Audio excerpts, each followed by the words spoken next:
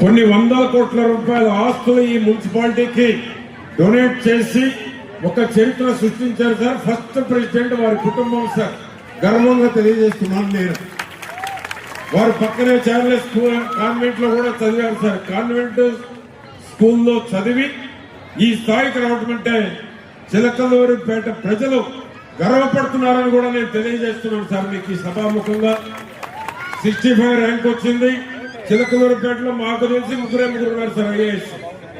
మన భాస్కరుడు మన ఈ గండిగుంపాలెం దగ్గర విలేజ్ బుక్కాపురం సార్ మారుతి ఎండీగా కూడా చేశారు. సెకండ్ ముద్దల సాంబశివరావు గారు సార్. థర్డ్ మా కృష్ణతేజ గారు. మాకు ఒక ఆణిముత్యం ఈ నియోజకవర్గానికి కృష్ణతేజ గారు అని నేను తెలియజేస్తున్నాను. అదేవిధంగా నేను ఇంకొక మాట పవన్ కళ్యాణ్ గారి దృష్టికి తేవాలి. వారి గుర్తుండి కూడా ఉండవచ్చు. 98లో సుస్వాగతం ప్రివ్యూ షో చూశాను. నేను పవన్ కళ్యాణ్ గారి ఫ్యాన్ గా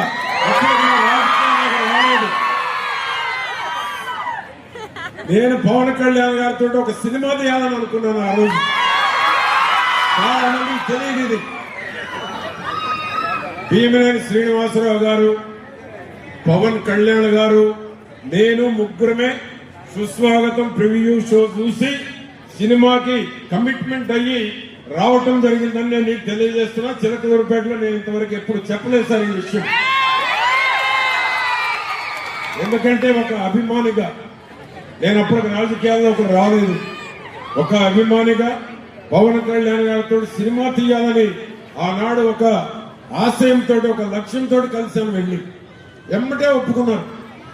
ఒకే 10 నిమిషాల్లో భీమినేని శ్రీనివాసరావు గారు కూడా మా పక్క వెళ్ళేశారు. తాతపూడి ఇక్కడే. ఆ విధంగా అది నేను ఇప్పటికి కూడా నెమరు వేసుకుంటా ఉంటాను. ఎందుకంటే అంతలోకి అనుకోకుండానే రాజకీయాల్లోకి వచ్చాను. లేకపోతే పవన్ కళ్యాణ్ గారితో సినిమా తీసి ఒక సంచలనం సృష్టించేవాళ్ళమని కూడా నేను మీకు తెలియజేస్తున్నాను.